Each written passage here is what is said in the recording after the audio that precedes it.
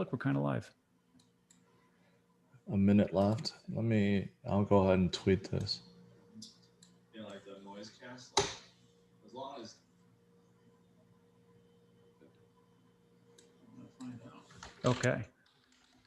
So George, can you hear me? I could, yes. I think we're live. Welcome everybody. Welcome to Digital Asset News. Take a top stories in cryptocurrency digital assets and try to break them down to bite-sized pieces. Oh, George, on your side, let me make sure. Make sure your audio's off. Oh, I'm sorry. Yeah, I have my my audio on. Okay, that should fix it. I got like three screens open. All right. Well, I think that worked out okay. First of all, before we start, I want to make sure everybody can hear us and can see us. I am streaming from one of the houses here in Houston, Texas. Usually in El Paso, I've got a little bit more direct wired connection. So let's make sure it's not too glitchy and go from there. Let's take a look. First of all, George, how you doing? I am doing good. I'm glad to be on. How are you? Oh, not so bad. Hey, did you hear about this thing that's supposed to happen today on Sunday for crypto? I heard, but apparently it didn't come. So that's the thing, with crypto, you never know. Things could turn around suddenly, or things that everyone thinks is going to happen doesn't. So you just don't know sometimes. I think it's crazy. And I think the things that we're going to talk about today, it'll be interesting to kind of put everybody's fears at ease, we will say. First of all, welcome everybody. Antonio Lally, visionary vet. I see and hear you both fine. Great. Looks good. Two great guys. Yeah, it's true. You got a point.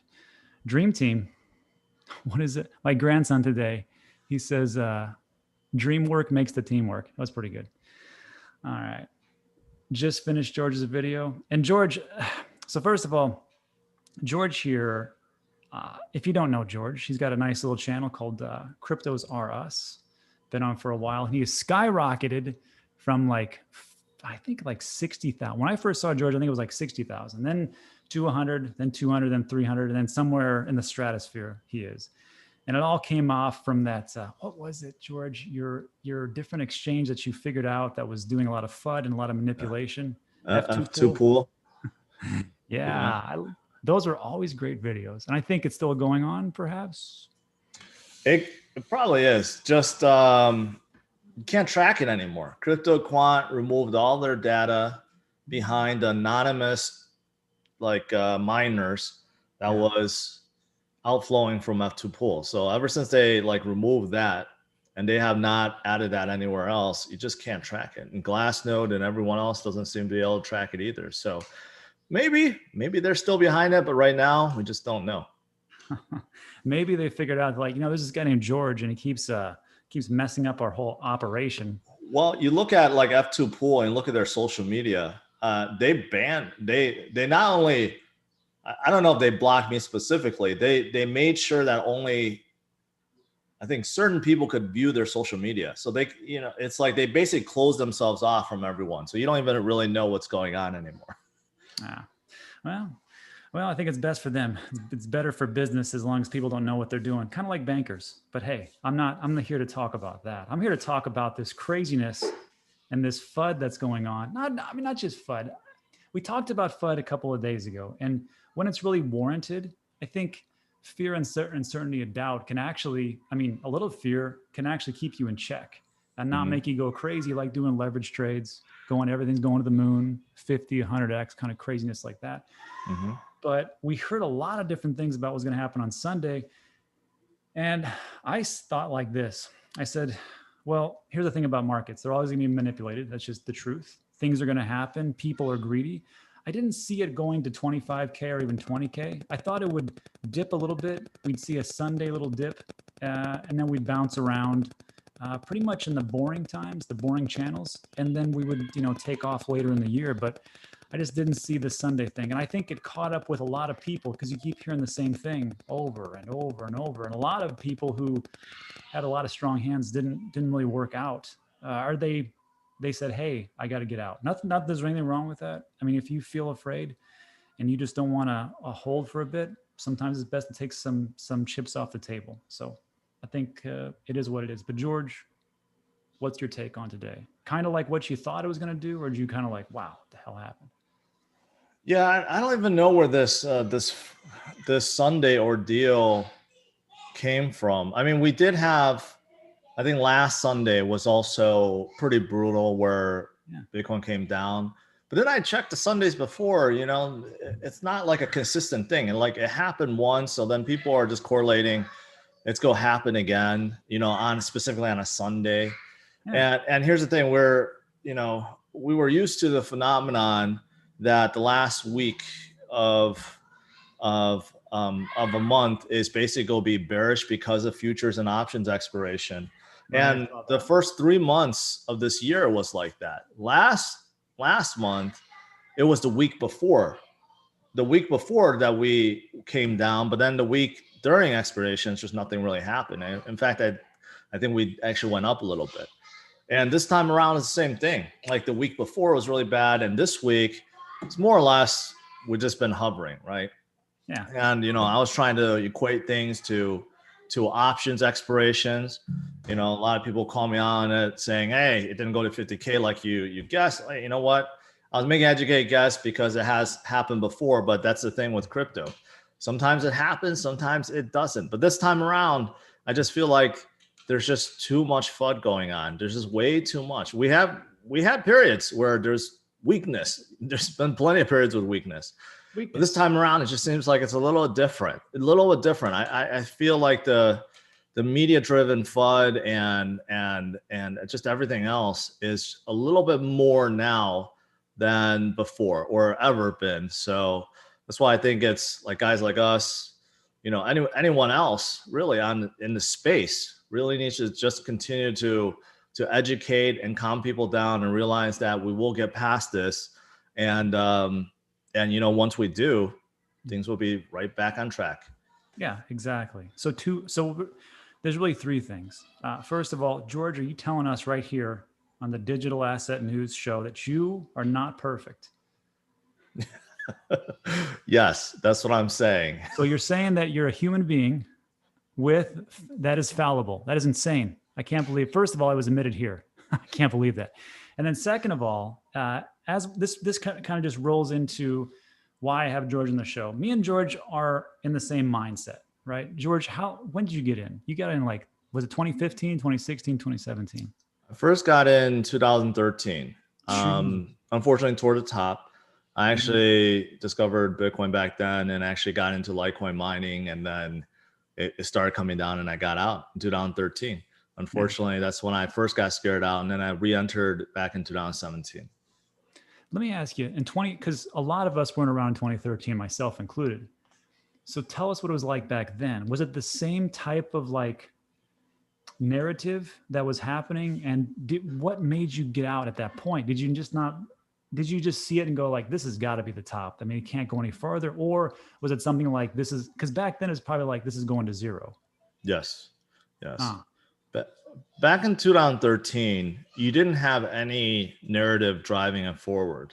Like really, it was still so new, and just a few media coverage that talked about it, but there was no talk about it ever becoming a worldwide global medium exchange or store value or anything like that. It was like a penny stock. Like, hey, look at this digital crypto that shot up to like $1,000 or $1,200 at a time, right? And it was just pure speculation, FOMO buying. And that's how I got hooked too, because I was in IT and I'm like, this is the greatest thing ever because you can build your own money tree, like with a miner, right? Yeah. And that's how I got in. I went all in. But at that time, Bitcoin already moved to ASIC mining. So I did GPU mining with Litecoin at the time. And it was an experience. It was fun. But, you know, Litecoin, I think, shot up to like $40 at that point. And I was mining and it kept going down 30, 20, 10, 8. By the time it hit 8, I'm like, I need to get out because I think this bubble has popped and it's not going to come back. I mean, if you look at history, Litecoin did go all the way down to like 90 cents. So at that point, I guess it's still a good move. But obviously, looking at how far Litecoin and everything else has come up, then obviously a bad move. So there will be, there will be good and bad. But back then, 2013 and even 2017, still more so speculative and people talking about what is coming, what could be coming. Like 2017, there was a lot of talk about PayPal coming into this space, about ETFs coming into space, whether or not that's a good thing, but we do have ETFs, Canadian ETFs at least, right? We talked about a lot more adoption, usage, about how it could be a hedge against inflation, how it could be a good store of value, right? And none of that really took place. We talked about institutions getting in. We talked about companies also adopting Bitcoin or blockchain technology. Even 2017, it's all rumorville. I remember. And they all started coming, to become true, and starting in 2020 and now 2021. So it's really different now, even compared to 2017. And you know what? So these are all great points. The reason why I want to ask George about this is because when I think about what's happening now, I always like to think back in 2017. Because you got to remember, everybody, that back in those days, no one thought that we'd hit 20,000. Nobody thought we'd get over when we crossed 500 billion market cap. Everybody's like, this is amazing. I can't believe this is actually happening. And we just crossed $1 trillion market cap. So when we see all these things, we kind of have to take a look back and go, everything that we've lost, and we haven't really lost, but we've decreased, is it really that big of a deal in the grand scheme of things? And speaking about that, this is why I brought everybody together today, especially George, to talk about the rule of 10. And the rule of 10 looks something like this. As George was talking about it right now, and he was talking about 2017, there's this guy named Tom Lee, FundStrat's Tom Lee. And I emailed George, I go, George, this is what I want to talk about. And George is like, I don't remember this part. And I wanted to bring it up because this is the important thing. And this is the thing that I always think about as people are talking about, I want to make these slick moves and get in and get out like a speedboat and make a bunch of money. I'm like, you know what? Take a look at, again, the big picture. So Tom Lee from FundStrat says the majority of Bitcoin gains come in the 10 best days, 10 days. And when these 10 best trading days are excluded, you see a 25% per year drop. And then when you look at the statistics, by excluding these 10 days, the overall price of Bitcoin has seen significant losses. And this was an article, and I remember him saying this in 2017. This was rewritten in 2019 and updated on 2020. And it's been the same. It was true back then, and it's true now. So in 2017, while Bitcoin's price increased 232%, it also experienced 140% decline. Does that sound familiar to anybody here? Similarities in 2013 and 2014, when the price of Bitcoin lost almost 200% and 133%. There's a nice little graphic which pretty much shows his point. And it comes down to this, and this is just the main theory. And it's a good theory. If a person doesn't hodl his portfolio during these 10 best days of the year, his portfolio loses an average of 25%. And this is also similar, not just in crypto, but into traditional finance like the S&P 500, where if an investor or a trader doesn't hold his portfolio throughout the 10 best trading days, his portfolio loses an average from 5.4 to 9.2%. One of the reasons why it's all about hodling. So first of all, before everybody starts laughing, of 5.2 and 9.4%. That's like a big deal in traditional market. We call that a Tuesday afternoon here, right? But it just goes to show you that it doesn't really, when you take a look at what's going on in the grand scheme of things, I always think like this, when people are like, I'm going to get out and I'm going to get back in, I'm going to do this, I'm going to do that. I think that they can probably be successful a couple times, but maybe that one time they're not successful. So then it eats a little bit away at their total portfolio gain. Then maybe they try it again and they're successful. And then they maybe do it another couple of times, they're not. I think overall, for the stress and the things that you put yourself into, and also the tax problems, I don't know if it's really worth it. And I think over time, you see that usually hodling and investing is one of the better ways to go. And again, this is investment opinion, not investment advice. George, what do you think, my man? I agree with you. I think our mentality when it comes to investing is similar, or if not identical. I mean, you look at, just take us out of the picture, take crypto people out of the picture, but just look at all the famous investors out there, the wealthiest people out there, either created something and has a ton of money from their stocks, or they are investors where they have invested and kept investing for the long haul. You know, people like Warren Buffett and so forth. Now, I mean, that strategy works. That's the one strategy that works, as long as you expand, I guess, your time frame, and you invest in a good project or a good company. It works. It works. So I know. I think the problem is there's too many people, just like me in 2013. Too many people see, hey, like right now specifically, Dogecoin has gone up so much, right? And I know, I talk to people and people tell me that they know people, they're only invested because of Dogecoin. And and I know for some that's just terrific, but they are in the game.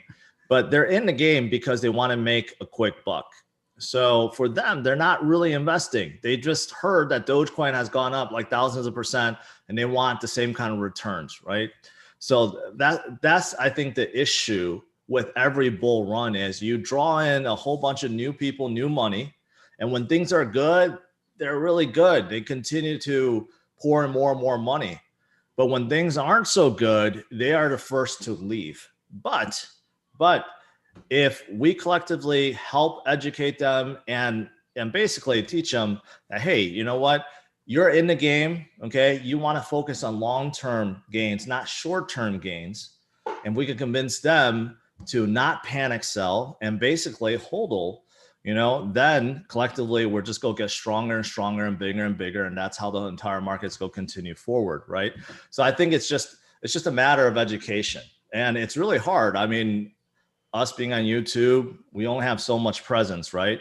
And there is a lot of media FUD that always gets spread all the time because FUD draws in more views than I guess good stories. I don't even know. You know, like most of the media is just dire stuff because they draw in more views. But yeah, I think, you know, investing is definitely investing. You invest for long haul, not for short term. That makes sense. The problem is that, George, but here's the thing.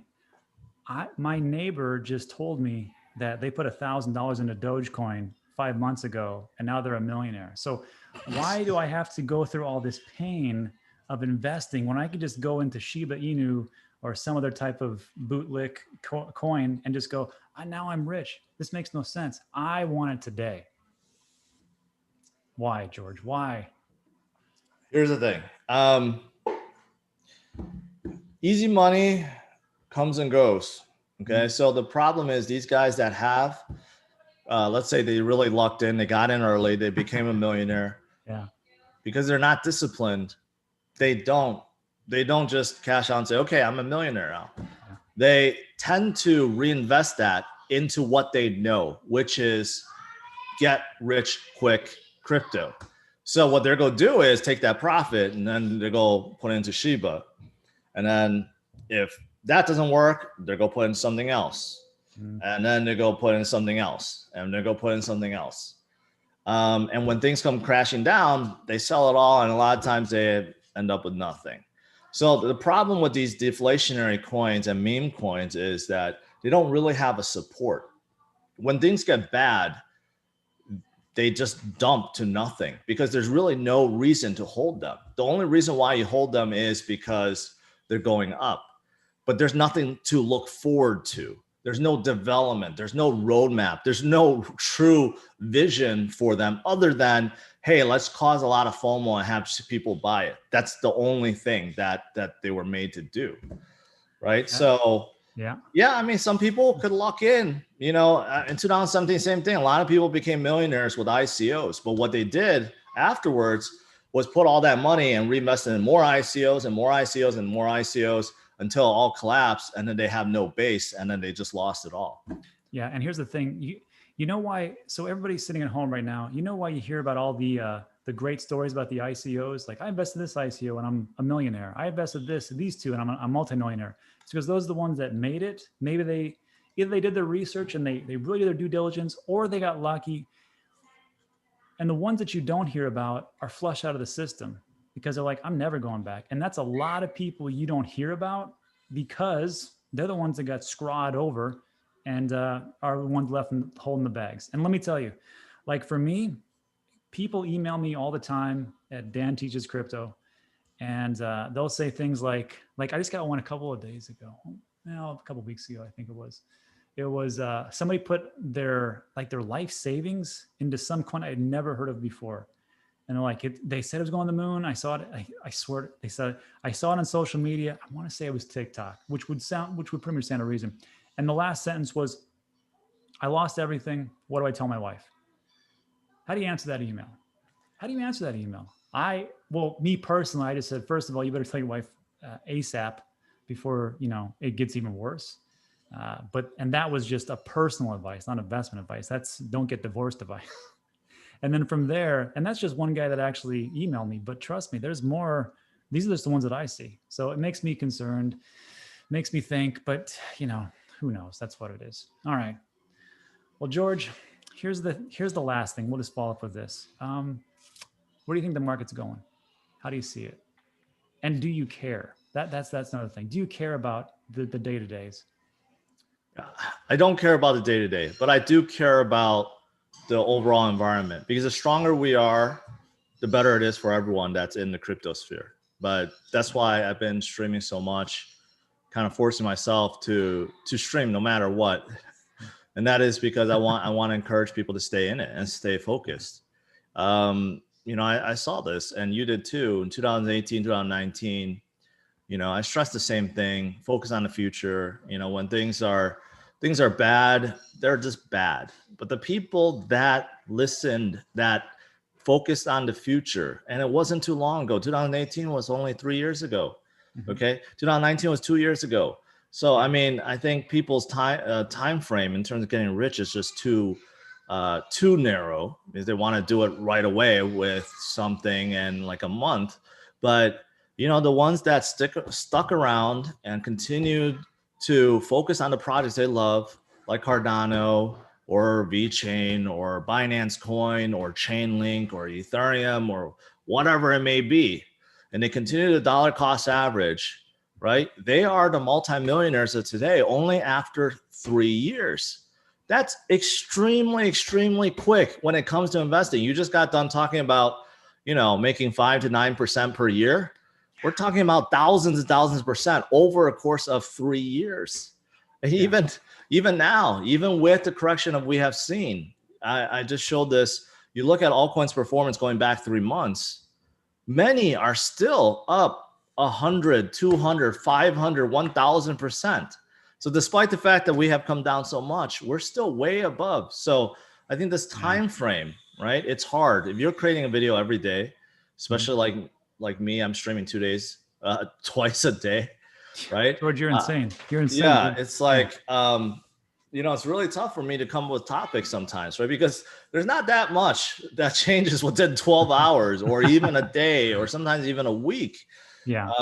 But the thing is, I do care about the overall, the ecosystem. I try to get rid of as much FUD as possible. But I just don't think anything has changed with this bull cycle. This last year, the bull cycle, especially if you look at the economic factor, with inflation, worries about inflation, and all the metrics showing that inflation is a real thing and going up, and the big guys that are still getting involved, none of that has changed.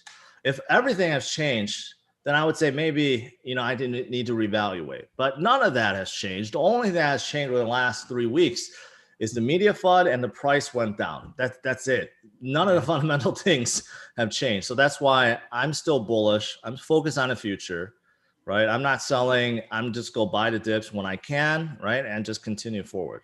God damn, those dips. Just between me and you. It's just me, you, and a couple thousand people. But just between us, those dips, those 3 dips, like I did a video. I'm broke because I bought so many during those dips. I was like dip.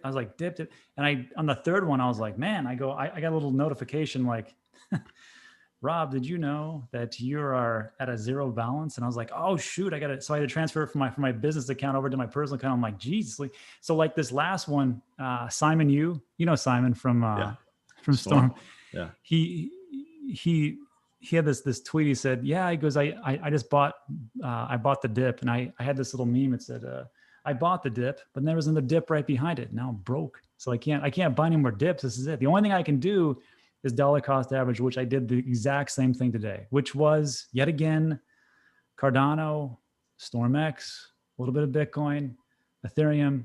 And what was the other one? Oh yeah, Voyager. So it's always the same thing. And it's boring and it's not very sexy. But like I said before, you know what's sexy? The portfolio at the very end of all this hard work. And that's what it comes down to. All right. Yeah. I mean, one of the things, I mean, during my stream, it's like half for Q&A.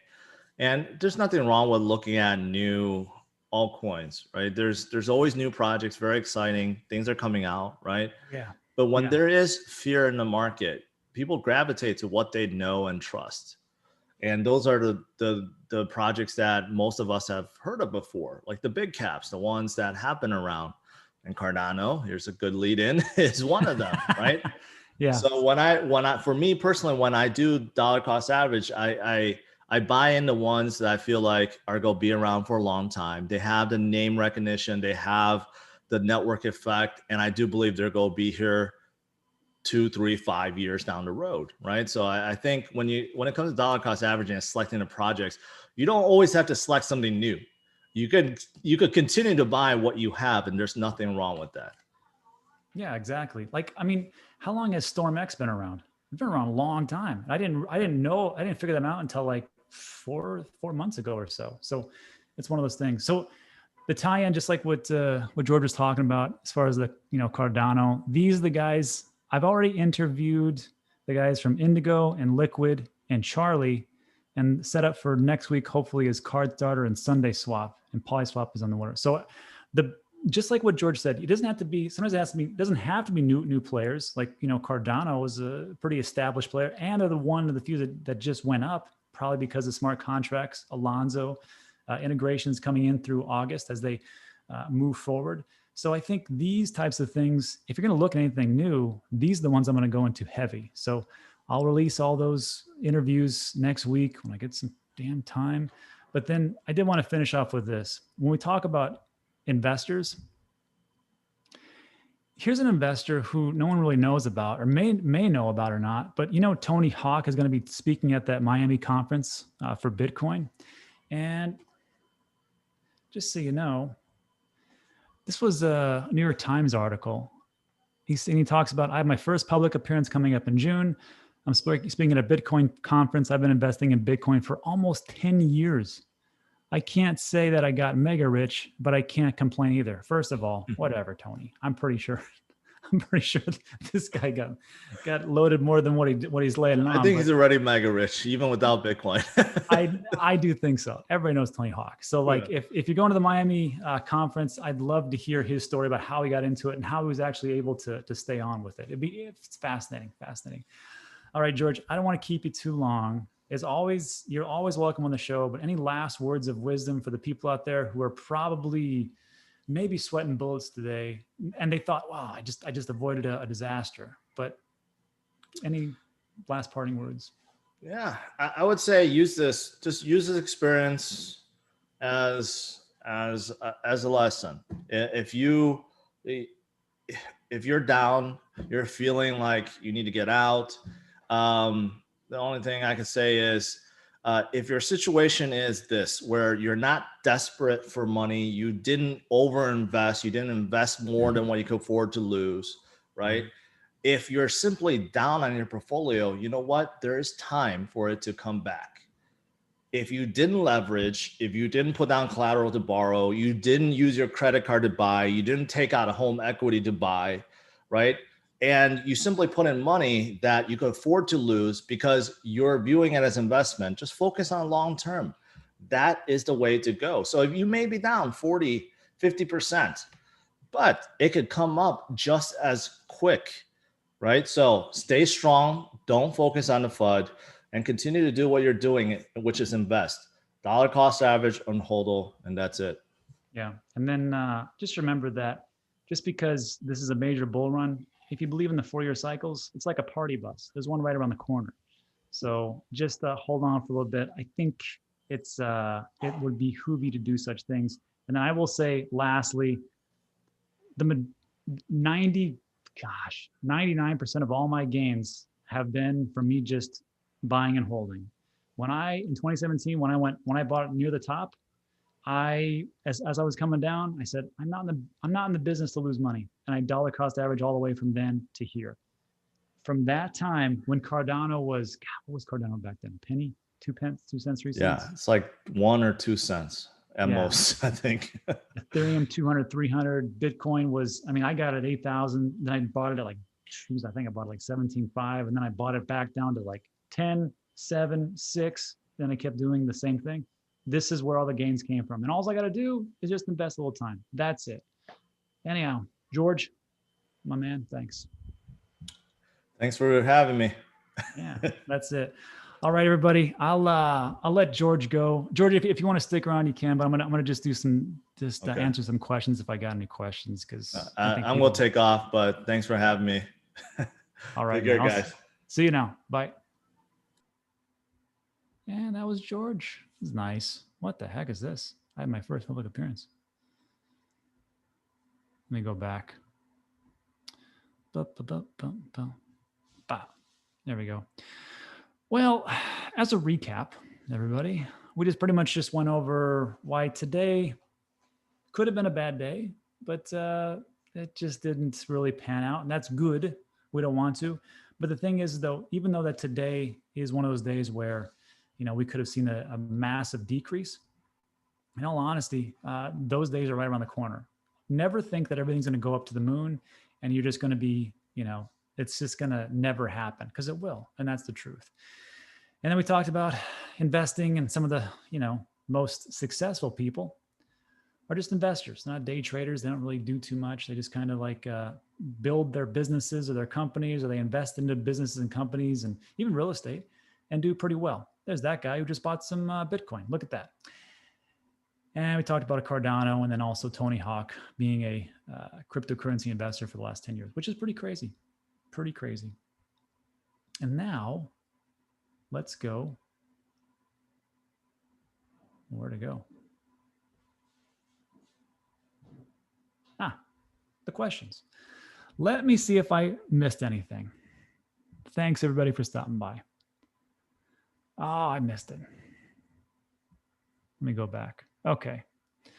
I cashed out as all the dips were sneaky. Yeah, exactly. Does George have emotions? I think George has emotions. When we were talking before he got on, he was pretty ticked off at a couple of things. And I can tell you, there's no shortage there. Rob destroyed the dip. I destroyed my bank account on that dip. I'll tell you that right now. Please don't describe things as sexy. Okay. No problem, Sandy. Hi, could you tell us something about Polkadot? Well, it goes like this. If you believe in investing into people and teams, you can't go wrong with Polkadot. And the reason is because Dr. Gavin Wood was, let me pull something up and I'll show you exactly what I'm talking about. Here is what is called the PayPal Mafia. And you can see a lot of those people that created PayPal went on to do some pretty cool things, right? Chad Hurley, YouTube. Steve Chen, YouTube. Also, one of the advisors for Theta. Jawad Karim, co-founder of YouTube. Jeremy Stoppelman, Yelp. Who is this? Reed, LinkedIn. This guy, Musk. I've heard of him. Tesla. Genie, Primal Shah, Kiva, which is the one that I donate.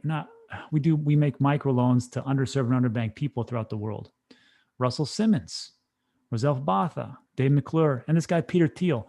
These guys they created PayPal and they went on to do greater things besides just PayPal itself. So when we take a look at teams, look at what people have done, because usually if they have massive success, they can duplicate that. And that brings me to my next point.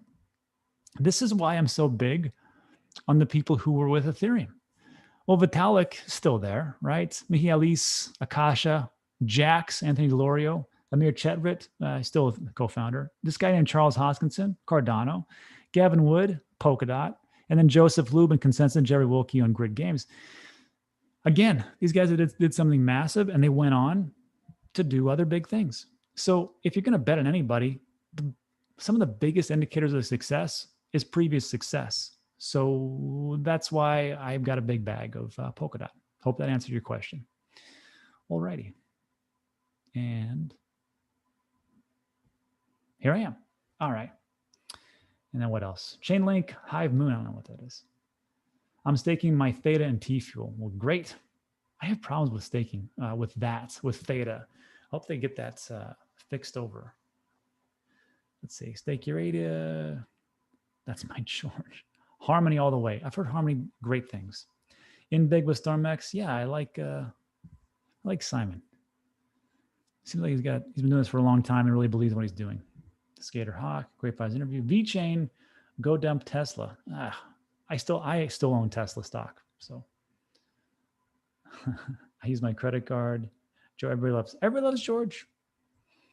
As well they should. Me and George are kind of like the same wavelength of what we're doing. You are the George? No. Credit card scams. All right. Here we go. Ask George everything about zeros. I'll do it next time. Invest in yourself and everything. Do you keep your DOT on Celsius? No, I keep it on, is Kraken and Voyager. Because Kraken, I can stake it, and Voyager is where I buy it usually. And I'm just too lazy to move it over. That's it. All right. Is there a good place to buy StormX? Yeah, Voyager. All right. Well, everybody. Oh, man. Let me share my screen. Let me go back. BidMoon. That's a good question. Top dip buys. That's a great question, actually. Let's find out. Let's refresh this, shall we? Nah. Let's see. Dip buys. Well, not Cardano. That went up to $1.60. Good for that. I got a lot of Cardano though, so I'm pretty set there. 10% for XRP. Uniswap up. Okay, I don't care about this. Let's go for the negatives. Engine Coin's up 26%. Thank God. There's not much, everybody. I'll be honest with you. All the buys for the dips that I had, the last 3 dips is when I bought massively. There was one on May 12th. There was one like 4 or 5 days before that. And then there was 4. And I bought on 3. I bought a lot. And this last dip, I couldn't buy anymore. I just had a dollar cost average, my basic dailies, and that was it. So that's all I got. All right. And I think that's it, everybody. That's it, everybody. So anyhow, that's it for today. So anyhow, thanks for stopping by. I appreciate it. Those Cardano interviews for the different ecosystems, we'll have those out ASAP. And also, I've not forgotten about the Puerto Rico video. Just got to finish up some things. And I have to make sure that it's 100% accurate, because a lot of people are going to be looking into that about what I've done and using that as a template. So I got to make sure that all the T's are crossed and the I's are dotted and all that good stuff before I say, okay, legally, this is what it is. Financially, this is what it is. Also, here is the real estate part. Here are the places, to look as far as like lifestyle and blah, blah, blah. It's a lot of things that go into it because I want it to be right. That's all. Okay. So anyway, everybody, thanks for stopping by. I appreciate it. If you like that video, give it a thumbs up. Also consider subscribing. And that is all for today. So thanks for stopping by.